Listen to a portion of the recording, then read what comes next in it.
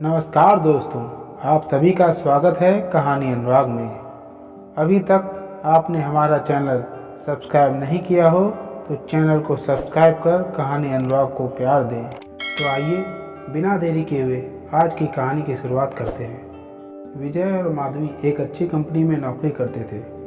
किसी भी चीज़ की कोई कमी नहीं थी। दोनों का एक बेटा राहुल था जो शहर के अच्छे स्कूल में पढ़ता था। विजय के माता पिता गांव में ही रहा करते थे।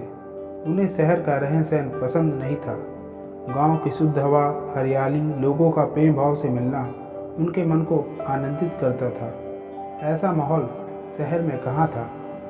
विजय और माधवी कभी कभी गांव माता पिता से मिलने चले जाया करते थे। माधवी एक शहर की पढ़ी लिखी लड़की थी। उसे गांव ज़्यादा पसंद नहीं था। गांव की गर्मी और बिजली का न रहना माधवी को बड़ा परेशान करता था। इसलिए विजय ज़्यादा दिन तक गांव में नहीं रुक पाता था। समय इसी तरह बीत रहा था। विजय के माता पिता की उम्र भी समय के साथ बढ़ रही थी। एक दिन गांव से विजय के पास एक खत आता है। विजय खत पढ़ते ही रोने लगता है। माधवी विजय से पूछती है, क्या हुआ विजय? तो विजय रोते हुए कहता है, पिताजी नहीं रहे। दोनों गांव पहुंच जाते हैं। पिताजी के अंतिम संस्कार के बाद शाम को विजय माधवी से कहता है, अब पिताजी नहीं है, इसलिए माँ को हम शहर साथ ले चलेंगे। अब माँ वहीं रहेंगी। माधवी धीमी आवाज़ में बोलती है, जैसी आपकी मर्जी। लेकिन मन ही मन माधवी ये सोच रही थी कि इनकी देख रेख कौन करेगा। विजय और माधवी ने कुछ दिन तो माँ का ध्यान रखा, लेकिन धीरे धीरे दोनों अपने काम में व्यस्त रहने लगे। विजय और माधवी घर देर से ही आते थे। कई बार खाना तो वो बाहर ही खा लेते थे। माँ को अकेले ही खाना पड़ता था। उनका पोता ही था जो उनके पास खाता और खेलता था। विजय की माँ उम्र के उस पड़ाव में पहुंच चुकी थी जो काफ़ी परेशानी लाता है। अब वह काफ़ी कमज़ोर हो चुकी थी। सही से दिखाई भी नहीं देता था। हाथ सही से काम नहीं करता और कांपता रहता था। चलने फिरने में बहुत दिक्कत होती थी।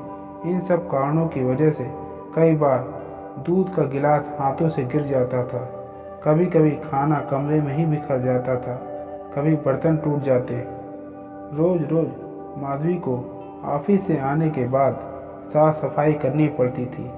इन सब की वजह से माधवी को बहुत गुस्सा आता था। एक दिन घर में पार्टी का आयोजन हुआ। उस पार्टी में माँ के हाथों से सारा खाना जमीन पर बिखर जाता है। यह सब देखकर वह बहुत ही क्रोधित हो गई। इन सब की वजह से माधवी माँ से चिढ़ने लगी। माधवी ने विजय से कहा, रोज रोज मुझसे ये सब बर्दाश्त ना होगा। अगले ही दिन माधवी ने अपने घर की एक पुरानी मेज कमरे के एक कोने में लगा दी और स्टोव में पड़े हुए पुराने बर्तन निकाल दिए ताकि अब बर्तन की कोई टूट फूट ना हो और घर भी गंदा ना हो। अब माँ को उसी मेज पर खाना खिलाया जाने लगा। विजय और माधवी दोनों अपनी अलग मेज पर खाना खाते थे। माँ दोनों को देखकर बहुत रोती थी, लेकिन माधवी पर कोई फर्क नहीं पड़ता था। अब माधवी छोटी मोटी बातों पर माँ को उल्टी सीधी बातें सुना देती थी, लेकिन विजय कुछ कहने की बजाय माँ को समझाने लगता। ये सब कुछ उनका बेटा राहुल कई दिनों से देख रहा था। एक दिन की बात है, जब माधवी ऑफिस से घर को वापस आई तो राहुल कहीं नहीं दिख रहा था। माधवी परेशान होकर पूरे घर में खोजने लगी। तभी माधवी की नज़र राहुल पर पड़ी जो स्टोर में कुछ खोज रहा था। माधवी ने राहुल से पूछा, बेटा तुम इसमें क्या खोज रहे हो? बेटे ने उत्तर दिया, माँ पुराने बर्तन खोज रहा। जब तुम भी दादी माँ की तरह बूढ़ी हो जाओगी तो मैं भी तुम्हें पुराने बर्तन में ही खाना दूंगा। ये बात सुनकर माधवी सन्न रह गई। उसके पास कहने को कोई शब्द ना था। उसे अपनी गलती का एहसास हो गया था। उसने विजय को सारी बात बताई और माँ को कहे अपशब्दों के लिए क्षमा मांगी।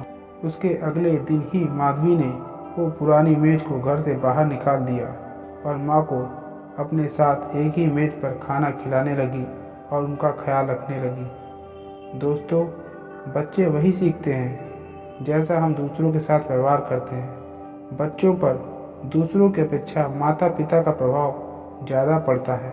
अगर हम खुद किसी का सम्मान नहीं करते तो हमारे बच्चे हमारा सम्मान कैसे करेंगे। दोस्तों, आशा करता हूँ कि ये कहानी आपको पसंद आई होगी। अगर ये कहानी आपको अच्छी लगी हो तो चैनल को सब्सक्राइब ज़रूर कर दें ताकि हमारी हर वीडियो की नोटिफिकेशन पहले आपको मिल सके।